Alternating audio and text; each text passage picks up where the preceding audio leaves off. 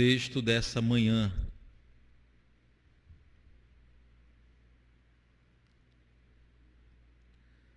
Não é um texto curto, mas eu irei ler o capítulo 2 completo e depois iremos fazer a exposição da forma que nós temos o hábito. Eu procuro sempre ler os trechos completos, a não ser quando é muito grande mesmo o trecho da exposição, porque eu acho que faz bem para nós. É possível que alguém em nosso meio só leia a Bíblia quando está aqui conosco, né? Aí quando lê, vai ler muito também, graças a Deus. Josué capítulo 2, a partir do versículo 1, diz assim o texto bíblico. De Sitim enviou Josué, filho de Num, 2 homens, secretamente, como espias, dizendo: Andai e observai a terra de Jericó. Foram, pois, e entraram na casa de uma mulher prostituta, cujo nome era Raabe, e pousaram ali. Então se deu notícia ao rei de Jericó, dizendo: Eis que esta noite vieram aqui uns homens dos filhos de Israel para espiar a terra. Mandou, pois, o rei de Jericó dizer a Raabe: Faze sair os homens que vieram a ti e entraram na tua casa, porque vieram espiar a terra. A mulher, porém, havia tomado e escondido os 2 homens e disse: É verdade que os 2 homens vieram aqui, porém eu não sabia de onde eram. Havendo-se de fechar a porta, sendo já escuro, eles saíram, não sei para onde foram. Ide após eles depressa, porque os alcançareis. Ela, porém, os fizera subir ao eirado e os escondera entre as canas de linho que havia disposto em ordem no eirado. Foram-se aqueles homens após os espias pelo caminho que dá aos vales do Jordão, e havendo saído os que iam após eles, fechou-se a porta.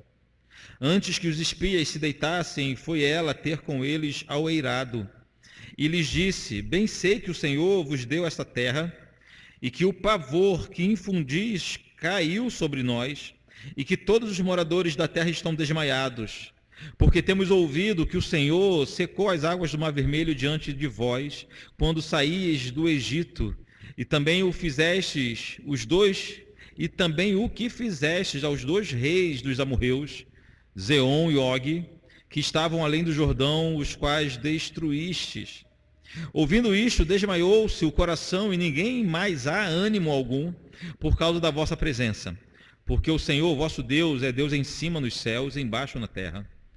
Agora, pois, jurai-me, vos peço, pelo Senhor, que assim como usei de misericórdia para convosco, também dela usareis para com a casa do meu pai, e que me dareis um sinal certo, de que conservareis a vida de meu pai e da minha mãe, como também dos meus irmãos, e as minhas irmãs, com tudo que tem, e de que livrareis a nossa vida da morte.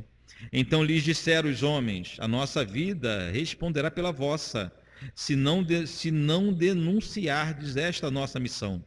E será, pois, que, dando-nos o Senhor esta terra, usaremos contigo de misericórdia e de fidelidade. Ela então os fez descer por uma corda pela janela, porque a casa em que residia estava sobre o muro da cidade. E disse-lhes: Ide-vos ao monte, para que, porventura, vos não encontrem os perseguidores. Escondei-vos lá 3 dias, até que eles voltem, e depois tomareis o vosso caminho. Disseram-lhe os homens: Desobrigados seremos deste juramento que nos fizeste jurar, se vindo nós à terra, não atares este cordão de fio de escarlata à janela por onde nos fizestes descer. E se não recolheres em casa contigo teu pai, tua mãe, teus irmãos e toda a família do teu pai. Qualquer que sair para fora da porta da tua casa, o seu sangue lhe cairá sobre a cabeça, e nós seremos inocentes. Mas o sangue de qualquer que estiver contigo em casa caia sobre a nossa cabeça, se alguém nele puser as mãos. Também, se tu denunciares esta nossa missão, seremos desobrigados do juramento que nos fizeste jurar. E ela disse: Segundo as vossas palavras, assim seja. Então os despediu, e eles se foram, e ela atou o cordão de escarlata à janela. Foram-se, pois, e chegaram ao monte, e ali ficaram 3 dias, até que voltaram os perseguidores, porque os perseguidores os procuraram por todo o caminho, porém não o acharam. Assim, os 2 homens voltaram e desceram do monte, e passaram e vieram a Josué, filho de Num, e lhe contaram tudo quanto lhes acontecera. E disseram a Josué: certamente o Senhor nos deu toda esta terra nas nossas mãos, e todos os seus moradores estão desmaiados diante de nós. Senhor Deus, muito obrigado pela leitura de tua santa palavra em nosso meio, mas carecemos que o Espírito Santo permaneça falando conosco, ó Senhor, para que consigamos compreender a tua vontade revelada, ó Pai. Em nome do Senhor Jesus. Amém. Semana passada, em nosso primeiro sermão, nessa série de Josué, nós vimos como o Senhor chamou Josué e lhe deu uma ordem expressa para se levantar e atravessar o rio Jordão para conquistarem a terra de Canaã. No texto que lemos hoje, o povo ainda estava à margem do rio Jordão, mas Josué se preocupava com a batalha que teriam assim que eles atravessassem o rio. Pois do outro lado do Jordão, a primeira cidade que eles encontrariam seria a cidade de Jericó, forte e com suas muralhas impenetráveis. Jericó era protegida por uma grande e larga muralha, impossível de ser destruída por Israel principalmente. A muralha de Jericó era tão grande e tão alta e tão larga que servia como uma avenida. No alto da muralha, carros passavam com facilidade e havia construções de casas em cima da muralha. Então pense como era esse muro. Pense como esse muro era largo ao ponto de ter casas construídas e uma avenida passando no meio dessas casas. Era realmente uma grande fortaleza. Então, sabendo que não tinham forças para vencer Jericó por fora, Josué enviou espiões para mapearem a cidade e suas fragilidades por dentro. Uma estratégia de Josué, ele era sim um estrategista. Ele estava preocupado porque ele sabia que uma vez que ele atravessasse o Jordão, era um caminho sem volta. Uma vez que eles entrassem em Canaã, eles iriam se envolver em guerras e mais guerras, que só iria acabar anos depois com toda a terra conquistada.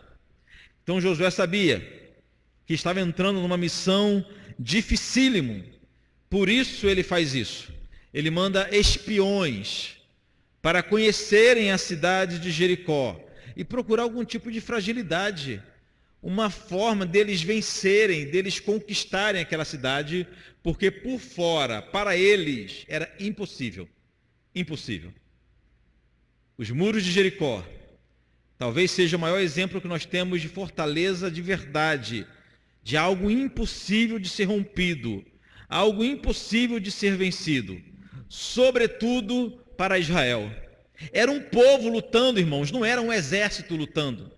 Não era um exército equipado com armas de última geração, não. Eram homens de Israel, cada um defendendo sua família, cada um representando sua família, que iam para a batalha para vencer suas guerras. No início do texto fica evidente que àquela altura Josué já era um líder reconhecido. Vimos semana passada que Moisés tinha acabado de morrer e tinha liderado Israel por anos e mais anos, um homem com uma estatura gigante e que todo o povo amava Moisés, mas agora Josué era o líder já reconhecido. Isso fica claro porque ele dá uma simples ordem, porém uma ordem muito arriscada, e o povo, os homens, os espias, obedecem sem pestanejar. O versículo 1 diz assim: de Sitim enviou Josué, filho de Num, 2 homens, secretamente como espias, dizendo: andai e observai a terra de Jericó. Eles foram e entraram na casa de uma mulher prostituta, cujo nome era Raabe, e pousaram ali.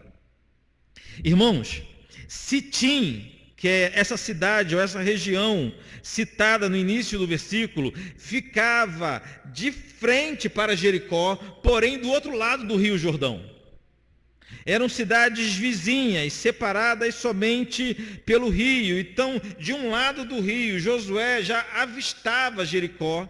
Então mandou 2 espiões para essa missão, uma missão simples. A ordem de Josué foi simples: andar e observar. Vocês só vão fazer isso, vocês vão andar e observar. Já na cidade, o texto diz que eles entraram na casa de uma mulher prostituta. É isso mesmo. Provavelmente significa que eles entraram em uma casa de prostituição. Precisamos lembrar, irmãos, que a prostituição era pecado, mas somente em Israel. Somente Israel tinha esse senso de pecado. Somente Israel tinha um Deus santo que exigia vida santa ao seu povo. Nenhum outro povo do mundo servia um Deus santo que lhe exigia santidade. Então, nas outras terras, nos outros povos, não havia esse senso de pecado. Mas para Israel, a prostituição era algo imoral e que afrontava o Senhor. O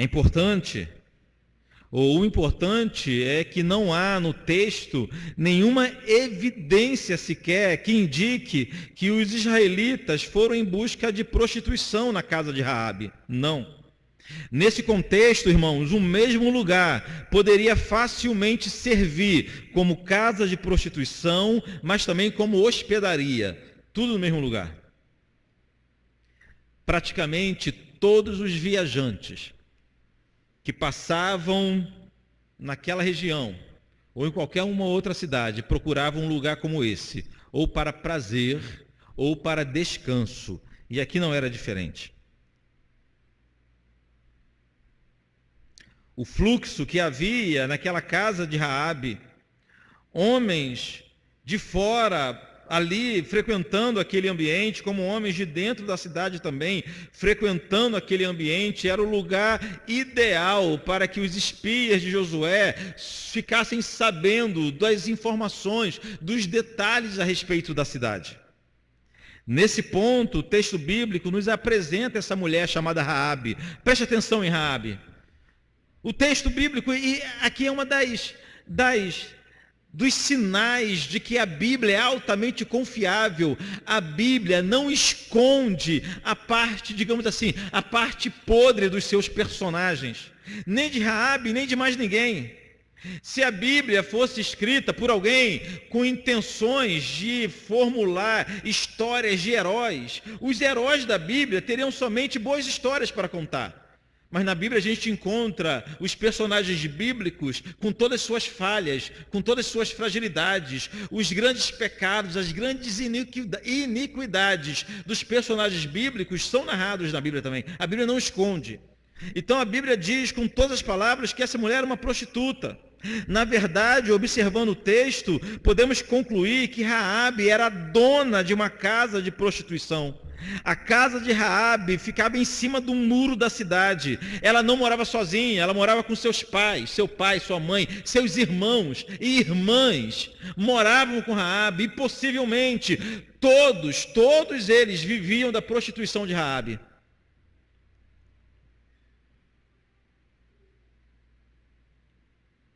Lendo o texto, dá para entender também que ela era muito conhecida na cidade, não apenas conhecida, mas respeitada por todos, inclusive pelas grandes autoridades.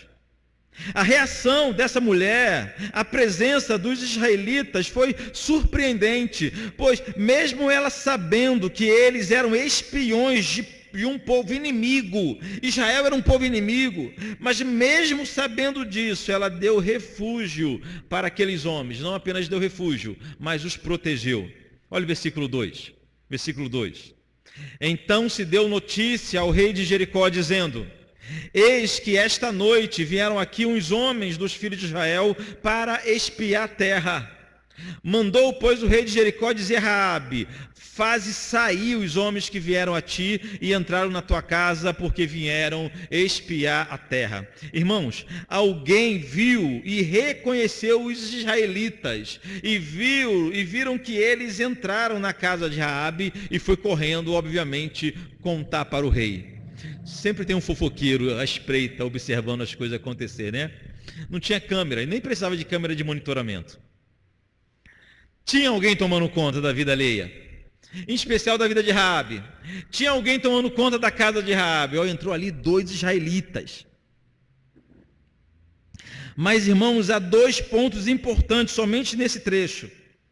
Primeiro, todos em Jericó já sabiam que o povo que aterrorizou o Egito, que atravessou o Mar Vermelho sem molhar os pés, que viveu 40 anos no deserto experimentando grandes milagres, estava naquele instante às margens do Rio Jordão, prontos para invadirem a terra. É óbvio que todo dia chegavam notícias que havia uma multidão de filhos de Abraão acampados do outro lado do Jordão, e isso aterrorizava os moradores de Canaã. Os homens que viram os espias entrando na casa de Raabe sabiam disso. Daquela multidão que está do outro lado do Jordão, 2 deles estão aqui espionando a terra. O segundo ponto importante aqui é que Raabe estava correndo sério risco de vida. Se fosse constatado que ela estava escondendo os israelitas, ela seria considerada uma traidora e seria punida severamente, possivelmente com sua própria vida. Então nós entendemos que nesse momento do texto há um risco de morte, tanto para Raabe como também para os homens de Josué. A gente costuma ler as histórias como se elas fossem muito simples, né? Como se os acontecimentos tivessem acontecido de forma muito tranquila, muito simples. Os homens chegaram, se esconderam, chegou os soldados, queriam saber onde estava, Raabe falou. Irmãos, era um ambiente de medo, um ambiente de pavor. Raabe estava correndo risco de vida. Os homens de Josué estavam correndo risco com suas próprias vidas também, naquele instante. Mas Raabe resolveu pôr em risco sua própria vida para salvar a vida dos servos de Deus. E o modo que ela protegeu os israelitas foi, preste atenção, rompendo com a lealdade para com seu próprio povo. Ela mentiu ao seu rei. Olha o versículo 4. A mulher, porém, havia tomado e escondido os 2 homens e disse: é verdade que os 2 homens vieram a mim, porém eu não sabia de onde eram. Havendo-se de fechar a porta, sendo já escuro, eles saíram. Não sei para onde foram. Ide após eles, depressa, porque eu os alcançareis. O que ela disse foi, em outras palavras, foi o seguinte, é verdade, eles estiveram aqui, eu não sabia quem eles eram, mas eles já foram embora, foram por ali, Se você correr, ainda vai alcançá-los. Uma artista, né? Uma artista. Ela já tinha escondido os 2. Ela já tinha escondido os 2 homens. Olha o versículo 6. Ela, porém, os fizera subir ao eirado e os escondera entre as canas de linho que havia disposto em ordem no eirado. Ou seja, em uma casa grande, provavelmente com hóspedes ali. Raabe escondeu os espias em um terraço usado para armazenar trigo, longe dos olhos de todos.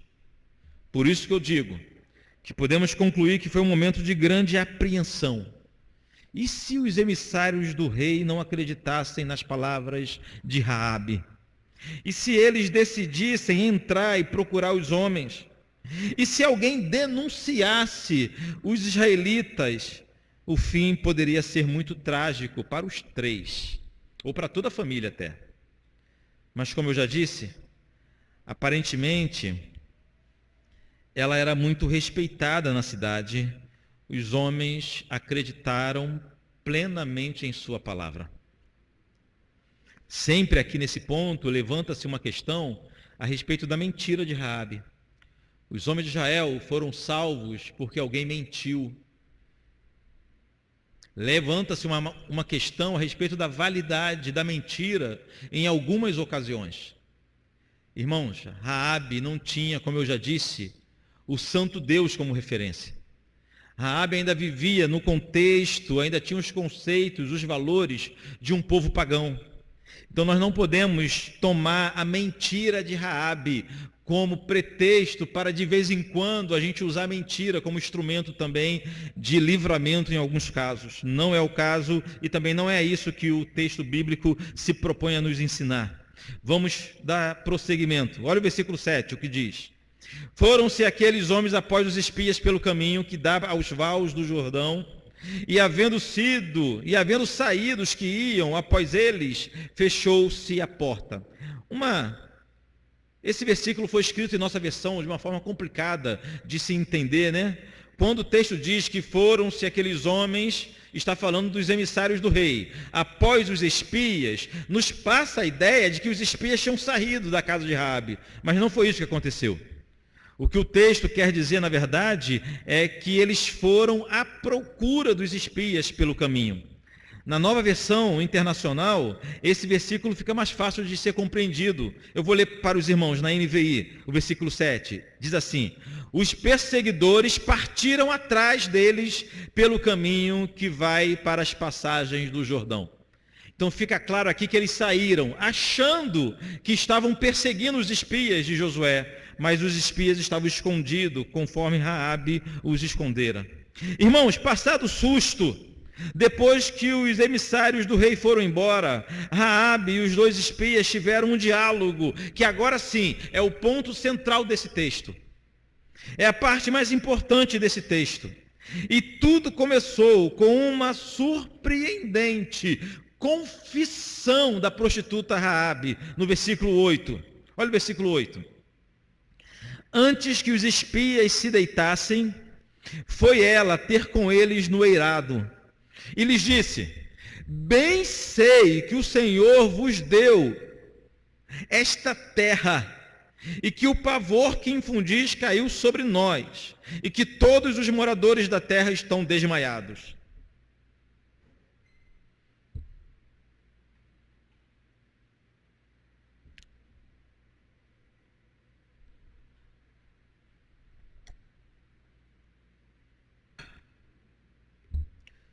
O que ela estava dizendo é que todos, preste atenção, todos, tanto em Jericó como em toda Canaã, estavam apavorados. Todos os habitantes, desde os mais simples aos mais poderosos, da prostituta ao rei, todos perderam o sono desde que Israel acampou às margens do rio Jordão. É isso que ela estava dizendo. Segundo Raabe, todos estavam desmaiados.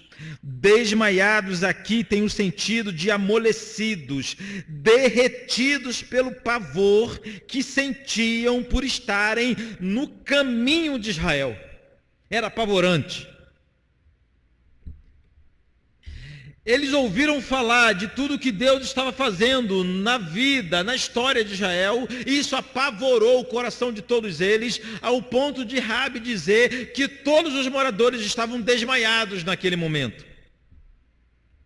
Ainda observando as palavras de Raabe, o que temos aqui, irmãos, é uma pequena e inesperada, porém sincera confissão de fé. Quer ver a primeira confissão de fé de Raabe? Está aqui nesse texto, quando ela diz: bem sei que o Senhor vos deu esta terra. Ela estava reconhecendo o poder, a soberania de Deus sobre todas as coisas. Então, Raabe, uma meretriz, um símbolo da imoralidade dos cananeus, foi a primeira pessoa em Canaã a reconhecer que o Deus de Israel é Deus de todos os povos, não apenas de Israel. Incrível isso ter acontecido. Esperávamos essa primeira conversão acontecer em casas, digamos assim, mais santas do que na casa de Raabe. Mas foi ela a primeira pessoa em toda a região de Canaã a entender que o Deus de Israel é o único Deus de verdade. É o Deus de toda a terra. É o Deus de toda a terra. Além de viver na mais completa imoralidade, Raabe era também idólatra, como todos naquela terra. Provavelmente adorou Baal por toda a sua vida. Mas como diz um hino antigo, foi ali, pela fé, que os seus olhos abriu. Ela compreendeu, ela pôde compreender quem é o Senhor. Preste atenção, segundo o seu relato, ela começou a ser livre da cegueira pelo que ela ouvia falar a respeito de Deus. Isso é importante entender. Raabe, em sua casa, em sua prostituição, começou a ser livre da cegueira e entender quem é o Senhor.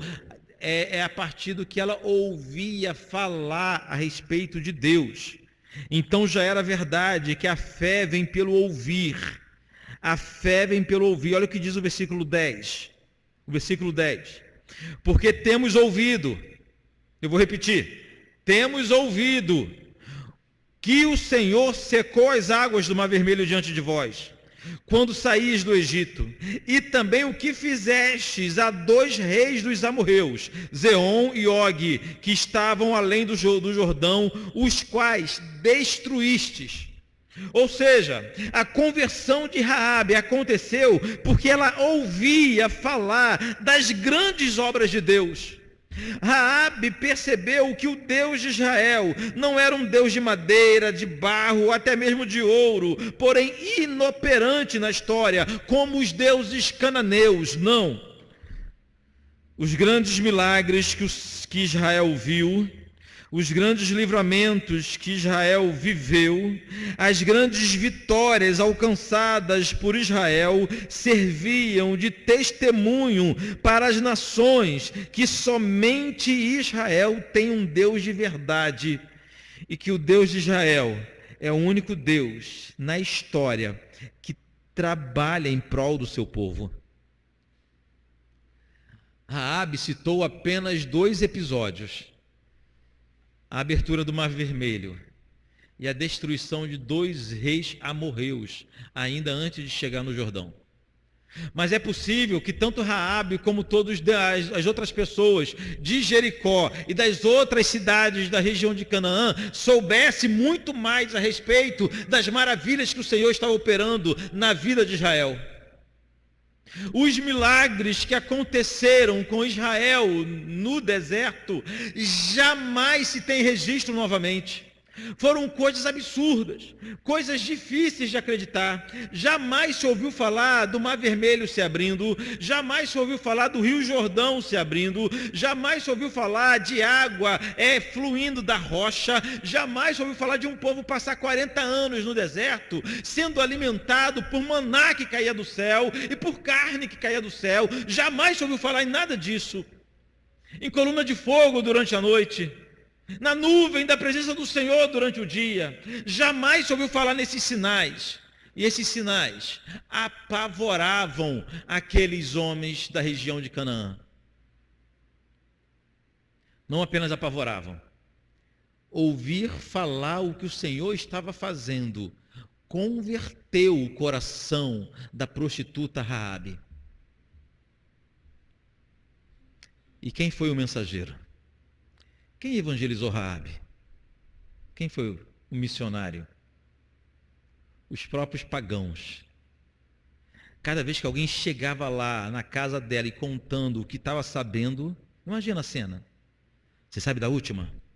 Saiu um povo do Egito, Faraó, o homem mais poderoso da terra, ficou apavorado e ficou amedrontado. E 10 pragas aconteceu no Egito. E eles liberaram o povo. E quando o faraó achou que ia matar aquela montoeira de gente, eles atravessaram o Mar Vermelho a seco. E faraó e seu exército morreram no Mar Vermelho. Alguém, um ímpio qualquer, chegava para Raabe contando essas histórias de pavor. E sem saber, estava sendo usado por Deus. Olha a mão da providência trabalhando. Estava sendo usado por Deus como evangelista, pregando para a prostituta, ao ponto de agora o seu coração está completamente convertido. E ela fazia essa declaração de fé. de longe, ela já conhecia o Deus de Israel. Todos ouviam falar as mesmas coisas, isso é que é importante. Todos em Jericó, todos em Canaã, ouviam falar as mesmas coisas, mas somente Raabe se converteu ao Senhor. Todos tiveram acesso às mesmas informações, mas somente Raabe teve fé no coração. Isso observamos em seu diálogo, pois à medida que ela falava, mais demonstrava ter uma fé viva no Deus verdadeiro. Olha o versículo 11.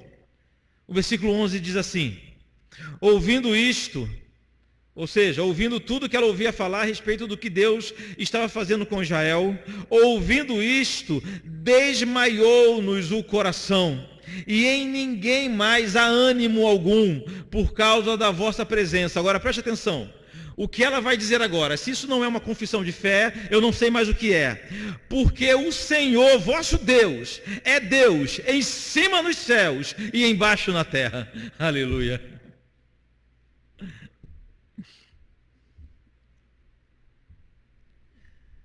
Sem frequentar uma escola dominical, sem passar pela classe dos novos membros, sem assistir uma pregação na internet, ela concluiu que o Senhor vosso Deus é Deus, tanto em cima nos céus, como embaixo na terra. É como se ela dissesse o seguinte: o Deus de vocês que é Deus de verdade. O Deus de vocês não está limitado pelo tempo, o Deus de vocês não está limitado por força nenhuma da natureza, o Deus de vocês não está restrito a um território geográfico, o Deus de vocês é Deus sobre tudo e sobre todos. Essa foi a conclusão que Raabe chegou ao ouvir falar das grandes obras de Deus, enquanto alguns de nós levam uma vida inteira na igreja para chegar a essa conclusão. Raabe apenas ouviu falar das obras do Senhor e concluiu que Ele é o Deus de toda a terra, de toda a terra, de toda a terra.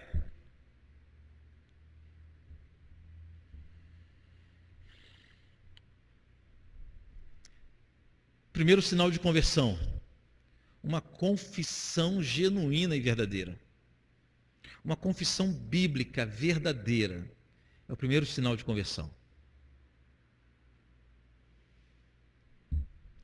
O primeiro sinal de conversão é reconhecer quem é Deus. A primeira evidência de uma conversão não é eu era bêbado e hoje eu não bebo mais, eu era imoral, hoje eu não sou mais, eu jogava e não jogo mais, eu brigava e não brigo mais. Não, isso aqui não é sinal de conversão. O AA resolve isso. Uma terapia resolve essas coisas. A primeira evidência de conversão é reconhecer quem é Deus de verdade.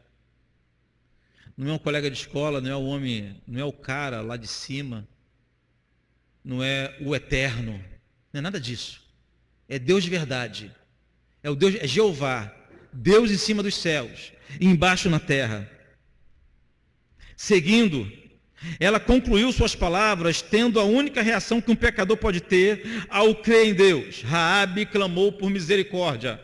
Olha o versículo 12. Agora, pois, jurai-me, vos peço pelo Senhor. Já está jurando pelo Senhor, a irmã. Assim como usei de misericórdia para convosco, também dela usareis para com a casa de meu pai. Já virou uma intercessora. Para a casa do meu pai, que me deres o sinal certo de que conservareis a vida de meu pai, da minha mãe, dos meus irmãos, da minha irmã, do meu cunhado, todo mundo que estiver aqui na minha casa, e que livrareis a nossa vida da morte. Ela queria salvar sua família da destruição que era certa. Olha outra evidência da conversão, a certeza de que a destruição é certa. O juízo chegaria em Jericó, isso era certo, era só uma questão de tempo. Por isso ela clamou por misericórdia. Uma pessoa convertida não clama por justiça, clama por misericórdia. Uma pessoa convertida não clama por direitos. Ó Senhor, agora que eu me converti, eu tenho aqui alguns direitos aqui, ó. Vou te listar uns direitos que eu tenho. Afinal de contas, tudo que Jesus conquistou na cruz é direito nosso, é nossa herança. Eu quero tudo agora que é meu direito.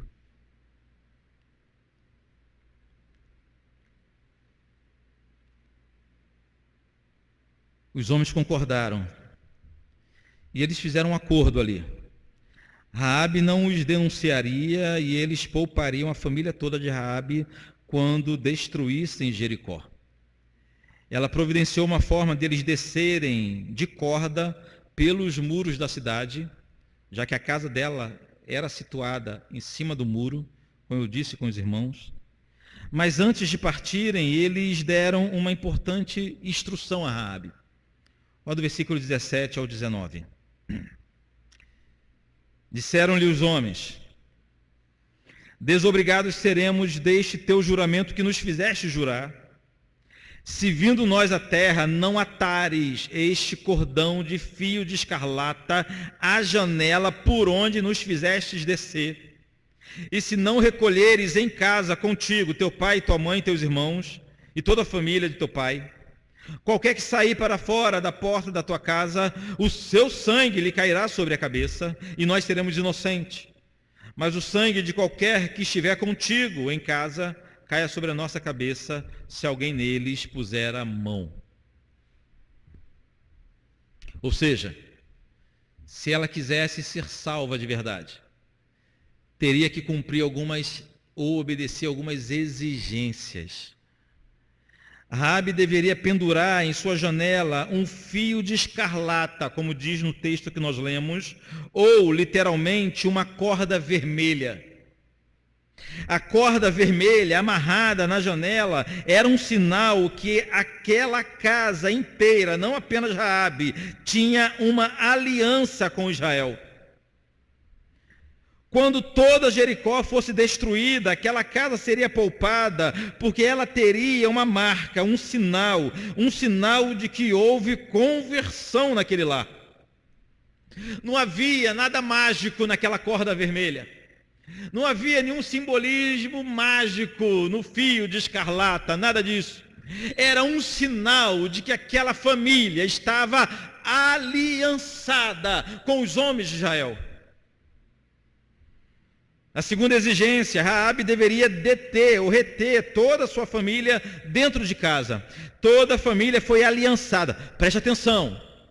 Isso aqui é muitíssimo importante para toda a nossa teologia. Toda a família foi aliançada através da conversão de Raabe.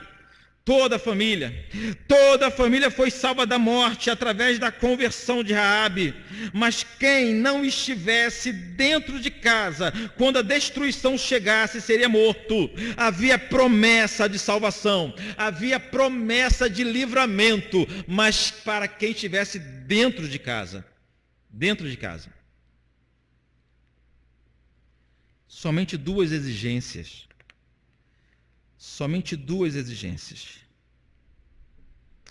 Raabe concordou com tudo. Versículo 21 diz assim: e ela disse: segundo as vossas palavras, assim seja.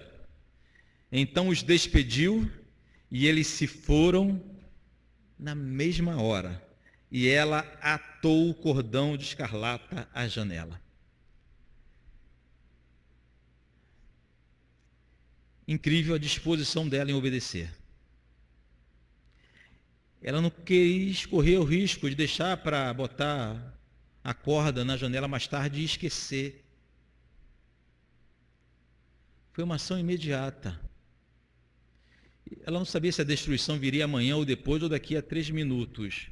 Ela já amarrou o cordão branco, a corda vermelha em sua janela. Duas exigências cumpridas cabalmente. Agora preste atenção. Se fosse um crente moderno, provavelmente ele diria o seguinte: eu aceito ser salvo, mas sem essas regras religiosas excludentes. Se fosse um crente moderno, diria o seguinte: eu até aceito ser salvo, mas sem ter que me submeter a ordens de homens. Eu até aceito ser salvo, mas da minha maneira. Espera aí. Vocês terão a honra de me salvar? Vocês terão o privilégio de salvar a minha casa? Vocês vão chegar aqui, vocês vão me salvar do jeito que eu quero, do jeito que eu defini, do jeito que eu acho que é certo. Um crente moderno falaria assim: Raabe não. Ela agiu como uma verdadeira recém-convertida e submeteu-se às palavras de quem iria salvá-la. Isso que é importante. O texto termina que os homens se foram e se esconderam um tempo nas montanhas até que os perseguidores voltassem e eles pudessem voltar para casa e contar o relato para Josué. Temos algumas doutrinas importantes para aprender nesse relato de Raabe. A primeira grande lição que aprendemos hoje é como a graça de Deus alcança os mais improváveis da história. Todos em Jericó eram pecadores, sabemos disso. Todos eram idólatras, todos eram imorais. Mas, gente, aos nossos olhos, deveria ter gente mais decente do que a prostituta Raabe.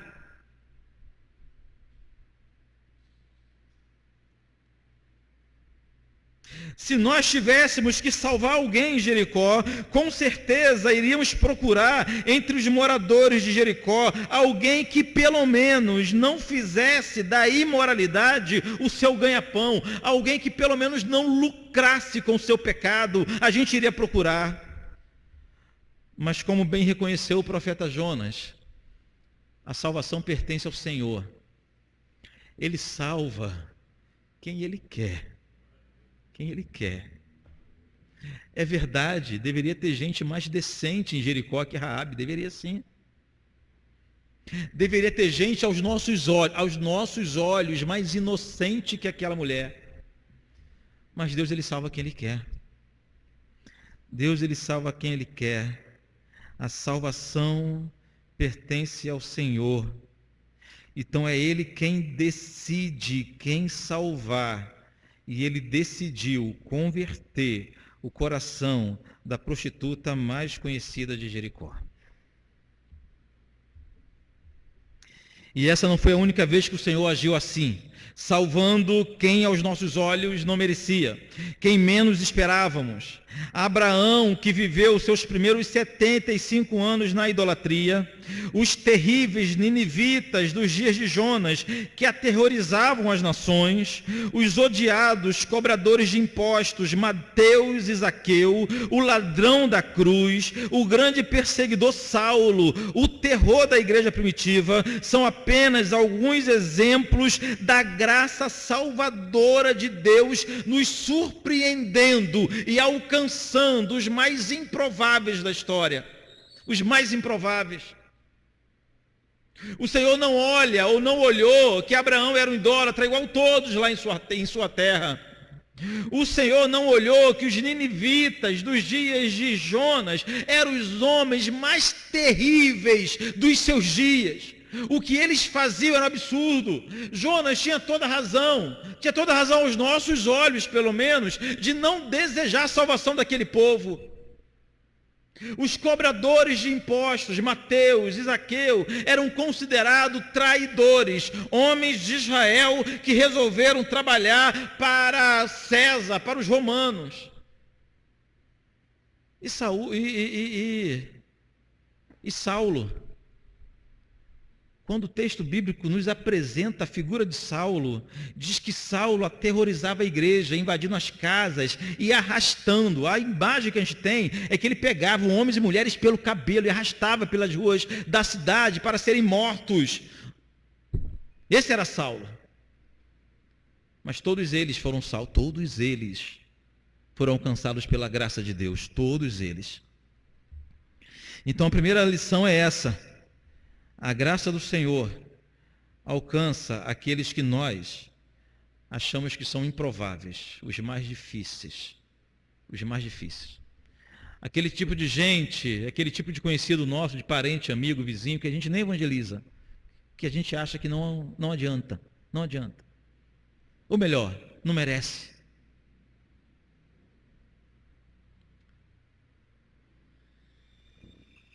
Graças a Deus o Senhor não vê como nós vemos. Graças a Deus. A segunda grande lição de hoje é como a graça de Deus encontra miseráveis pecadores e os transforma em instrumentos em suas mãos. Isso aqui é impressionante. A história de Raabe foi radicalmente transformada. Ela não foi salva apenas da destruição de Jericó, mas ela foi livre da condenação do inferno. O capítulo 6 de Josué, eu não sei se nós chegaremos ao capítulo 6 nessa série, mas o capítulo 6 de Josué conta a história da destruição de Jericó. Depois de contar tudo o que aconteceu naquele dia, o texto bíblico mais uma vez cita Raabe. Olha o versículo 25 do capítulo 6. Vou esperar o irmão projetar. Josué capítulo 6, versículo 25.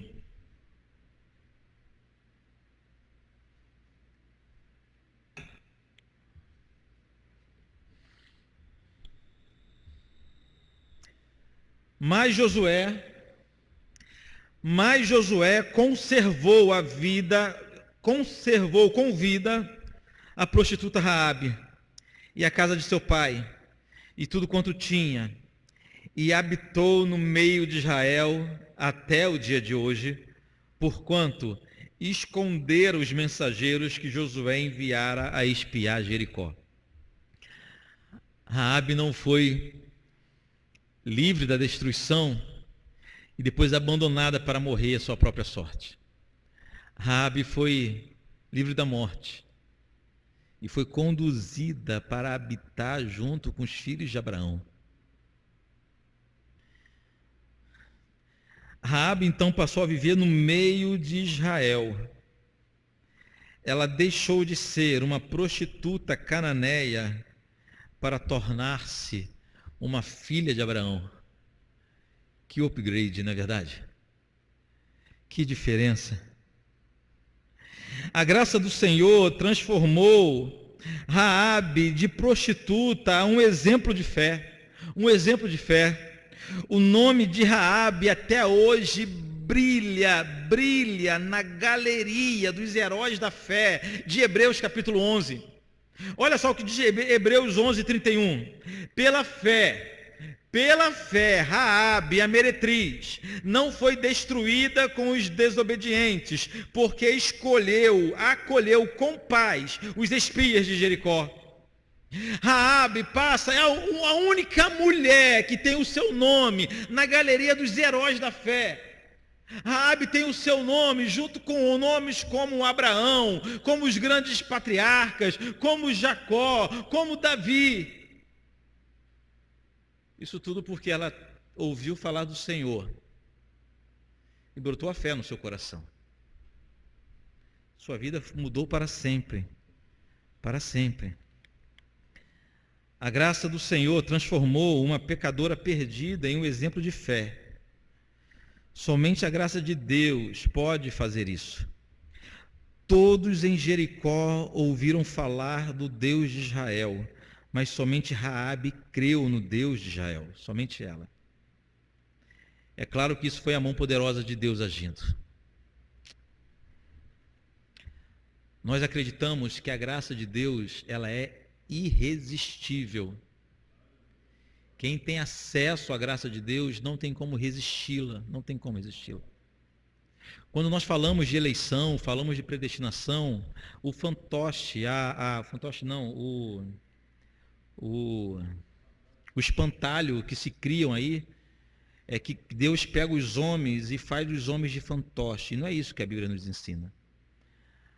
O profeta diz que o Senhor nos atrai com seus laços de amor.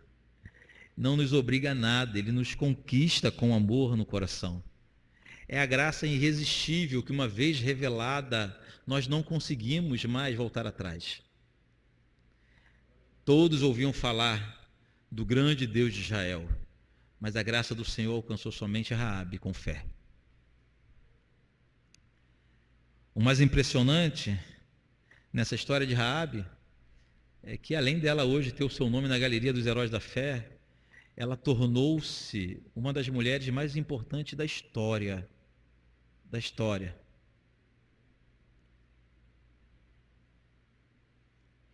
No livro de Mateus, capítulo 1, eu vou pedir que o irmão Ebert também ponha aí Mateus, capítulo 1.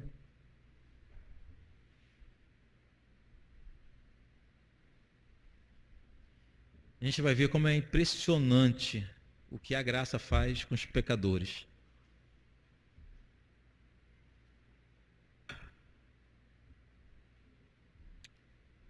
Para você não perder nenhum detalhe, olha, preste atenção aqui na projeção. Livro da genealogia de Jesus Cristo, filho de Davi, filho de Abraão. Aí volta em Abraão. Abraão gerou Isaque, Isaque a Jacó, Jacó a Judá e aos seus irmãos.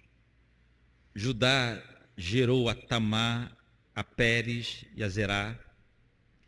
Pérez gerou a Esrom, Esrom a Arão, Arão gerou a Abinadab, Abinadab a Naasson, Naasson gerou a Salmão, Salmão gerou de Raabe a Boaz. Vou repetir, Salmão gerou de Raabe a Boaz. Este de Ruth a Obed, Obed a Jessé, e Jessé a Davi. Ou seja, a ex-prostituta, agora regenerada pela graça, tornou-se tataravó do rei Davi, da linhagem de Jesus. Na linhagem de Jesus, há uma prostituta regenerada, que iria morrer em Jericó, abandonada em seus pecados, mas a graça do Senhor a alcançou. E quando a alcançou, não a deu somente dignidade de habitar entre os israelitas. Quando a alcançou, não apenas mudou a sua vida, lhe livrando daquela vida de opressão, de trocar sexo por dinheiro. Não. Quando a graça a alcançou, fez dela uma antecessora do Cristo Salvador. Quem mais faria isso? Senão a graça soberana do nosso Deus, que não olha para os nossos pecados, que resolve pegar a vida de pecadores como nós e fazer de nós o que Ele quiser, para o louvor do Teu santo nome. Eu preciso terminar com 3 aplicações. A primeira, nós precisamos parar de tentar classificar as pessoas que podem ou não serem salvas por Deus. Nossa evangelização já nasce morta quando escolhemos para quem pregar. Preguemos para todos. Nós não sabemos quem a graça irá alcançar. Anunciemos as verdades do Senhor para todos. E isso, irmãos, preste atenção, isso tira do pregador a tensão da responsabilidade. Do pregador, a única coisa que se pede do pregador, que se espera do pregador e do evangelista, é que seja fiel na pregação do evangelho, porque só quem converte é o Senhor. Ele vai converter, Ele vai alcançar, Ele vai revelar o seu amor e revelar sua graça irresistível a quem Ele quiser. Não podemos classificar as pessoas, não podemos excluir ninguém da pregação que nós pregamos. Em segundo lugar, a semelhança de Raabe, precisamos confiar na graça de Deus. Ela sabia que viria a destruição.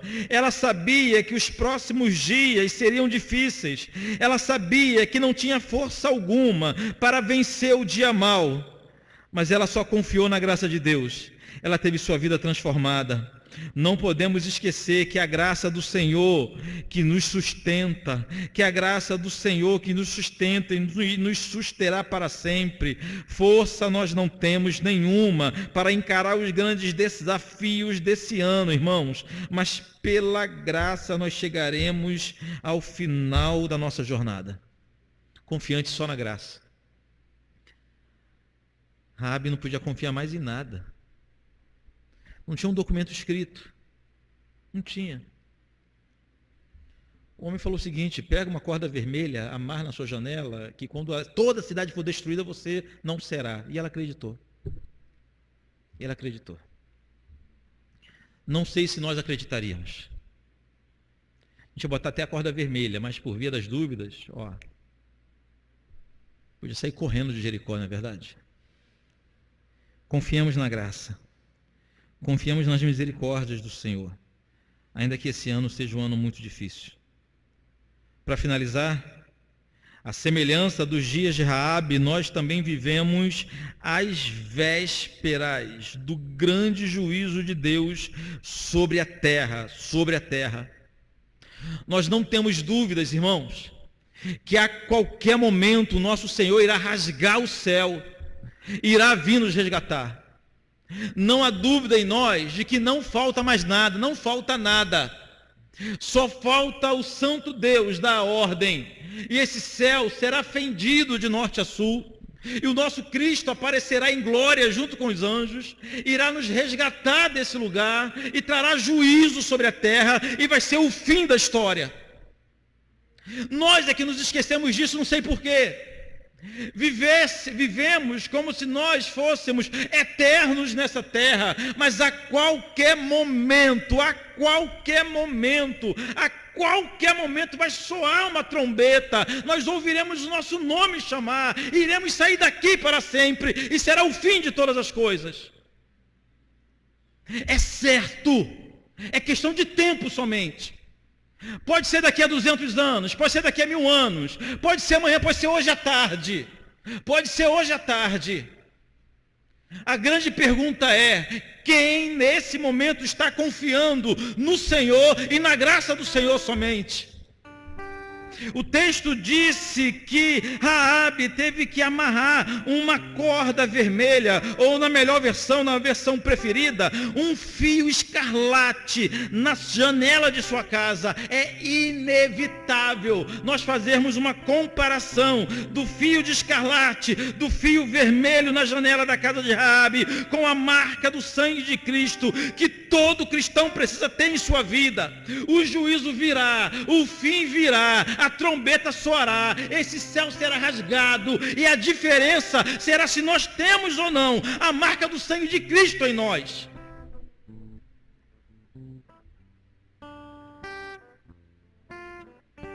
Eu não sei de onde tiramos essa ideia de que é tempo de brincadeira. Não sei quem foi que nos ensinou que nós podemos escolher o que fazer da nossa vida espiritual, que eu decido sobre a minha história.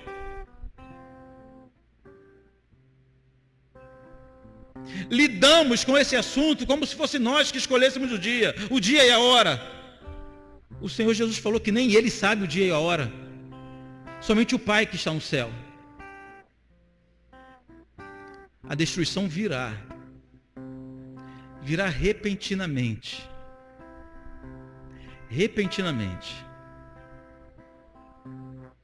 Há muitas discordâncias nesse assunto. Há muitos pontos de vista diferentes, mas em algumas questões todos nós concordamos. Um dos pontos que todos nós concordamos é que será repentino, no abrir e fechar de olhos. No abrir e fechar de olhos acabou a história, acabou a oportunidade. No abrir e fechar de olhos acabou toda a possibilidade de nós fazermos alguma coisa por nossa própria vida. Hoje é o tempo, hoje é o dia de garantirmos que temos em nós, sim, as marcas do sangue de Cristo.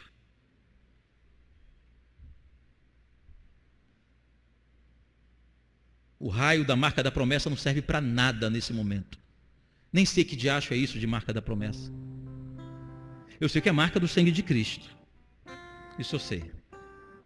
É o sangue de Cristo que passa pela vida de um pecador e transforma uma prostituta em uma mulher da linhagem de Jesus. É o sangue de Cristo que, quando passa na vida de um pecador, transforma qualquer um de nós em um servo de Deus, em um pregador do Evangelho, em uma vida transformada para sempre. Amém? Vamos falar com Deus. Senhor Pai, num dia como esse, a primeira coisa que vem em nossa mente, em oração, é pedir perdão. É pedir perdão porque por vezes andamos nesse mundo de forma tão relaxada, fazendo tantos planos para o futuro e nos esquecemos que a qualquer momento estaremos contigo. Ou a qualquer momento o Senhor virá nos buscar, ou a qualquer momento nos recolherá para ti, ó Senhor. Nos esquecemos disso. Vivemos como se fôssemos eternos. Isso é vergonhoso para cada um de nós. Nos perdoe, Senhor. Que saiamos daqui nessa manhã com a certeza do seu eminente retorno, que não é fábula, que não é conto, que não é mito, que venhamos nos lembrar que o Senhor prometeu que virá nos buscar, que virá buscar a sua igreja. Isso acontecerá. Não queremos, Pai, ser encontrado entre aqueles que andam de forma desapercebida, displicente. Ah, Senhor, que a exemplo da grande pecadora Raabe, tenhamos em nós também um sinal, uma marca vermelha em nossa vida, em nosso coração. Uma marca como sinal da aliança que temos com o Senhor. Uma marca simbolizando que nós pertencemos ao Senhor. E por isso seremos poupados no dia do grande juízo. Muito obrigado por sua graça que nos alcançou. Alcance também outras pessoas, Senhor, através de nós. Em nome de Jesus.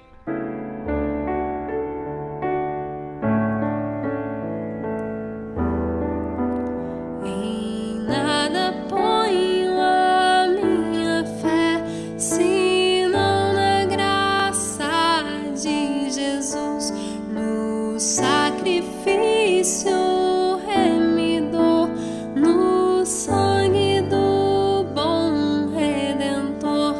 A minha fé e o meu amor estão firmados no Senhor, estão firmados no Senhor.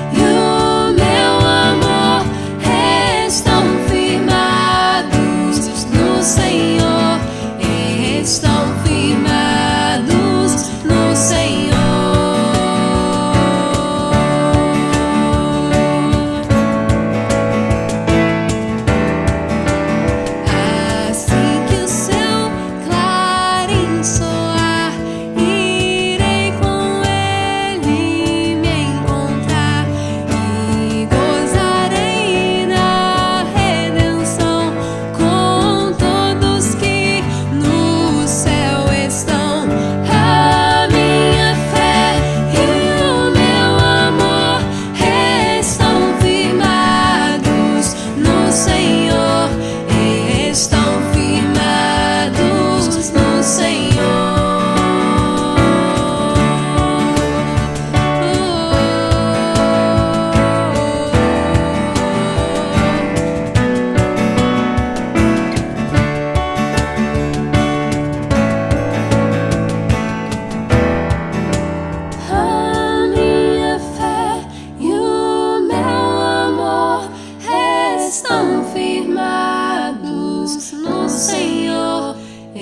Estão firmados